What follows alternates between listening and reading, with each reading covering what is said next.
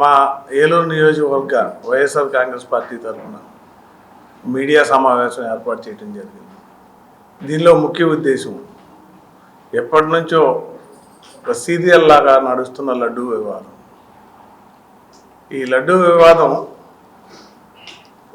ప్రభుత్వం ఆరోపణలు చేసి జగన్మోహన్ రెడ్డి గారి ప్రభుత్వంపై నిందలు మోపి లేని అన్ని వాస్తవాల కింద వక్రీకరించి మాట్లాడి వారి యొక్క పచ్చ మీడియా పేపర్లో ఎలక్ట్రానిక్ మీడియాలు కలిసి చేస్తున్న దుష్ప్రచారాలన్నీ కూడా సిట్టు అవాస్తవాలని తేల్చింది.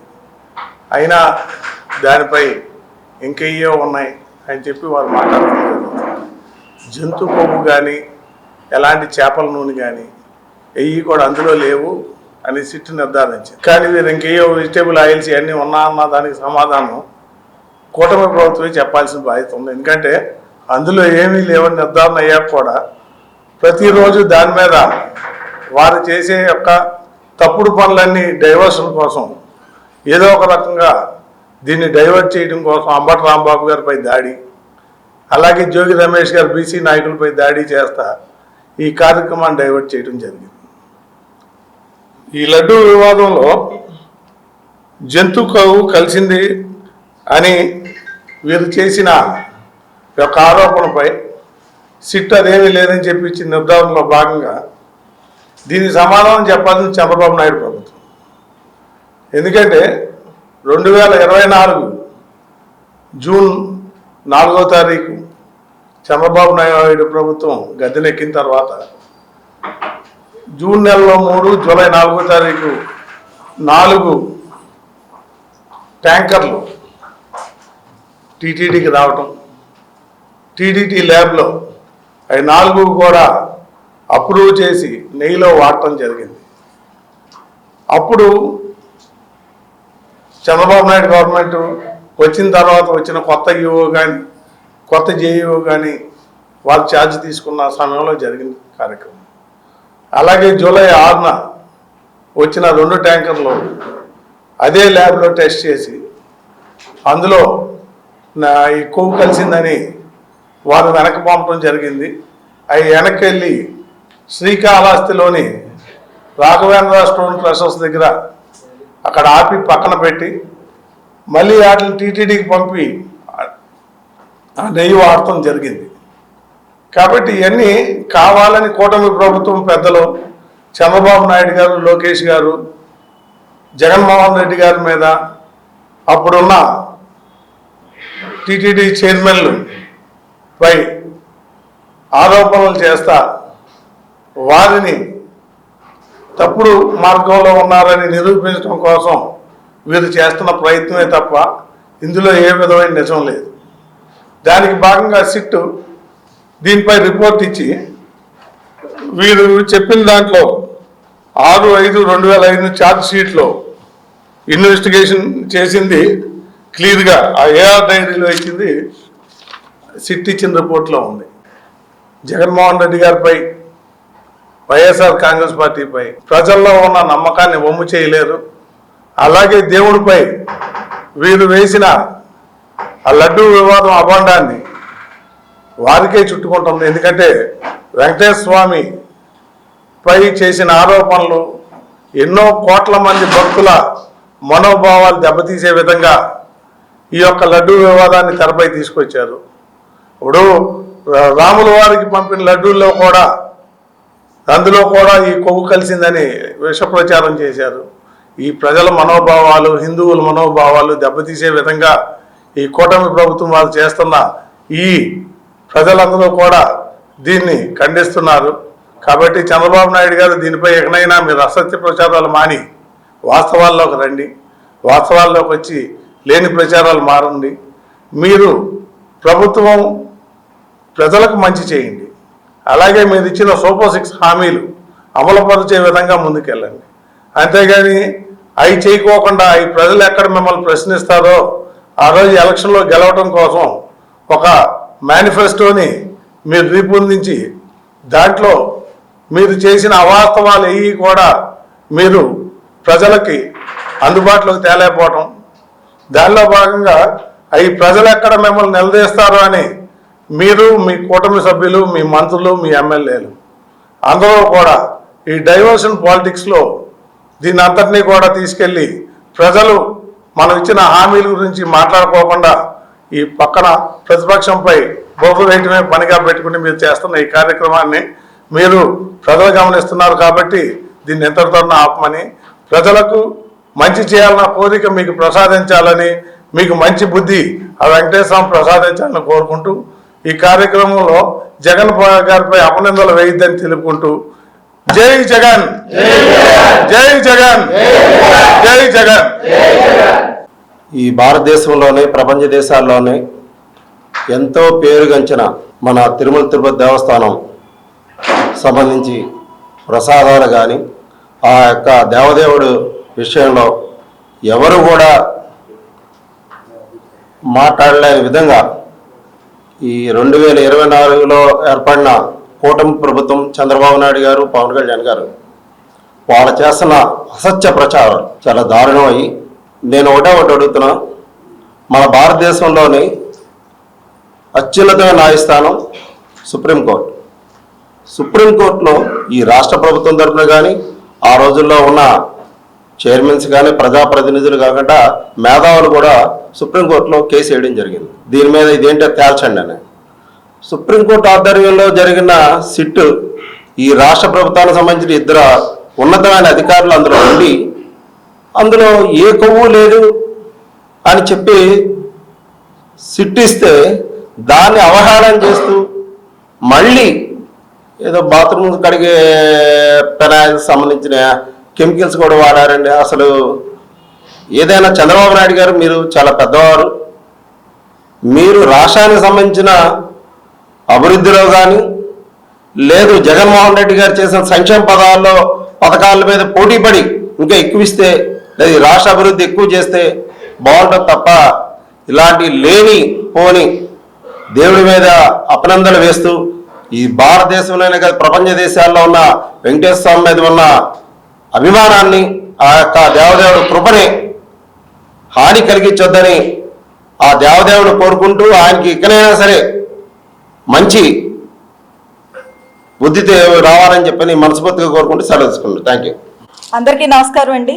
మరి తిరుమల తిరుపతి లడ్డూలో కల్తీ కలిసిందనే కారణం కన్నా ఈవీఎంలో కల్తీ జరిగిందని చెప్పేసి మనం అనుకోవాలి. ఎందుకంటే ఆ భారాన్ని ఆంధ్ర రాష్ట్ర ప్రజలందరూ మోస్తున్నారు. మరి పవిత్రమైన లడ్డూ గురించి విష ప్రచారం చేసి ఏదో రకంగా భక్తుల యొక్క ప్రపంచవ్యాప్తంగా ఉన్న భక్తుల యొక్క మనోభావాలు దెబ్బతీసిన మరి చంద్రబాబు గారు కూటమి ప్రభుత్వం కనీసం వారి ప్రభుత్వం కూటమి ప్రభుత్వంలో ఉన్న సిట్టు మరి సిబిఐ వాళ్ళు సుప్రీంకోర్టు వాళ్ళు ఇచ్చిన తీర్పులు కూడా వాళ్ళకు లెక్కలేవు. ఎందుకంటే ఆయన చెప్పిందే వేదం అన్నట్టు చంద్రబాబు గారు మాట తీరుంది.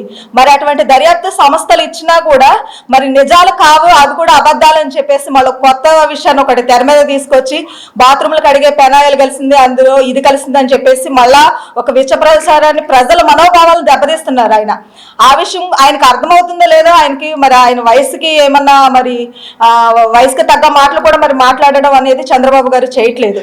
మరి బాలాజీ గొప్పవాడా బాబు గొప్పవాడా అంటే ఇక్కడ మనం ఆ దేవాది దేవుడి కంటే చంద్రబాబు నాయుడే గొప్ప అని చెప్పాలి.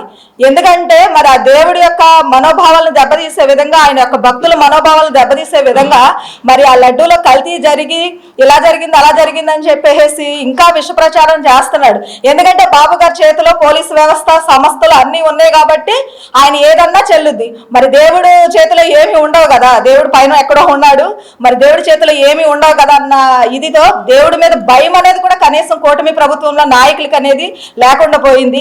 ఒకసారి ఆంధ్ర ప్రజలు కూడా ఆలోచన చేయాలి. చిన్నపిల్లలకి అన్నం పెట్టే విషయంలో గోరుముద్దే కానీ మధ్యాహ్నం భోజనం పెట్టే విషయంలో కూడా ఏ రోజు ఏ మెనూ ఇస్తే పిల్లలకి ఆహారం మంచిగా హెల్తీ ఫుడ్ అవుద్ది, అది పిల్లలకి అన్ని పోషకాలు లభిస్తాయని ఒక ఆలోచన చేసిన ముఖ్యమంత్రి గారు వైఎస్ జగన్మోహన్ రెడ్డి గారు. ఆ విధంగా పిల్లలకు ఒక మెనూను తయారు చేసిన ఆయన ప్రజల మనోభావాలు దెబ్బతీసే విధంగా అందులో కలియుగ దైవమైన వెంకటేశ్వర స్వామి విషయంలో తప్పు చేస్తాడంటే అది అస్సలు జరిగే పని కాదు. ఒక్కసారి ఆలోచన చేయాలండి. కూటమి ప్రభుత్వం కొన్నాళ్ళు మతాల మధ్యలో పెట్టింది, కొన్నాళ్ళు కులాలను తీసుకొచ్చింది తెర మీద. ఏమీ లేకపోయేటప్పటికీ ప్రజలు ఒక చర్చ, ఇంతమందికి ఈ మెజార్టీ ఎలా వచ్చింది వీళ్ళకి కూటమి ప్రభుత్వం అనే ఆలోచనలకు ప్రజలు వచ్చినప్పుడు తెర మీదకి ఏదో ఒకటి తీసుకురావాలని చెప్పి లడ్డు విషయం తీసుకురావడం జరిగింది. ప్రజలందరూ ఆలోచన చేసి ఇప్పటికైనా ఒకటి మనం ఏ నాయకుడిని కోల్పోయామన్నది ఒకసారి ఆలోచన చేయండి. ప్రజలకు మంచి చేశాడని చెప్పి జగన్మోహన్ రెడ్డి గారు ఎక్కడ చెడు అన్నది ఆయన చేయలేదు.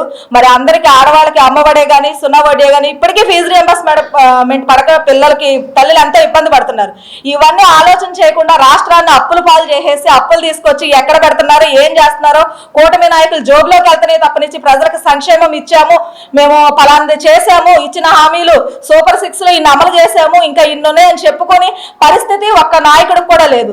ఏమనంటే జగన్మోహన్ రెడ్డి గారు ఇలా అన్నాడు, ఆయన అడ్రస్ వేసాడు, ఈ షూ వేసాడు అని చెప్పేసి జగన్ గారు ప్రెస్ మీట్ పెట్టిన తర్వాత రోడ్ల మీదకి వచ్చి ఏదో వాళ్ళ మనుగడ కనపరచుకోవడానికి ఏంటంటే ఎక్కడో ఉన్న వాళ్ళు ఏమీ లేకపోతే జగన్ గారిని అంటే మమ్మల్ని చూస్తారు జనాలు అని చెప్పేసి ఇచ్చేస్తారు. అంటే అంబటి రాంబాబు గారు చంద్రబాబు నాయుడు గారిని ఏదో మాట అనాలని కాకుండా ఫ్లోలో వచ్చినప్పుడు క్షమాపణ చెప్తే ఆయన్ని ఇది లేకుండా కేసులు పెట్టి ఇచ్చేశారు. మరి ఒక దైవం మీద వెంకటేశ్వర స్వామి మీద ఇన్ని నిందలేసేసి ఈ విధంగా తప్పుడు ప్రచారాలు చేస్తున్న చంద్రబాబు నాయుడు గారిని ఏ సంస్థలు శిక్షించవా, లేకపోతే ఏ పోలీసు వ్యవస్థ కూడా అరెస్ట్ చేయదా? అంటే భగవంతుడి చేతిలో పోలీసు వ్యవస్థ లేదు, బాబు గారి చేతిలో పోలీసు వ్యవస్థ నడుస్తుంది అనేది ఆంధ్రాలో ఇక్కడ ఖచ్చితంగా తెలుస్తుంది. ఒక్కసారి ఆలోచన చేయాలి. భగవంతుడితో ఆటలాడొద్దు. ఆ భగవంతుడు ఎప్పటికైనా కర్మ అనేది ఒకటి ఉంటుంది, అది ఎప్పటికైనా మనకి తిరిగి ఇచ్చేస్తాడు దేవుడు. Thank you.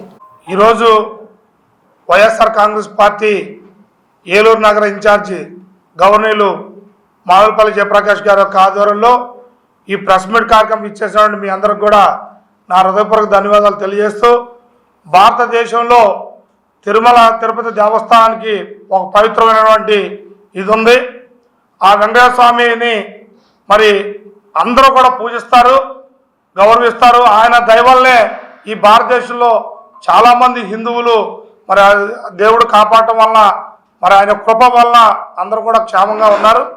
అలాంటి దేవుడిని వదలకుండా ఈ కూటమి ప్రభుత్వం మరి లడ్డు మీద అసత్యమైన ప్రచారం చేయడం చాలా హేయమైన చర్య.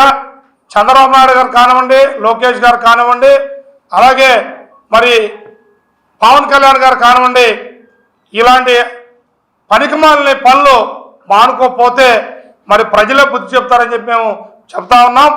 మరి తిరుమల తిరుపతి దేవస్థానం వెంకటేశ్వర స్వామి గారి మీద కూడా రాజకీయం చేయడం అనేది ప్రజలు గమనిస్తూ ఉన్నారు.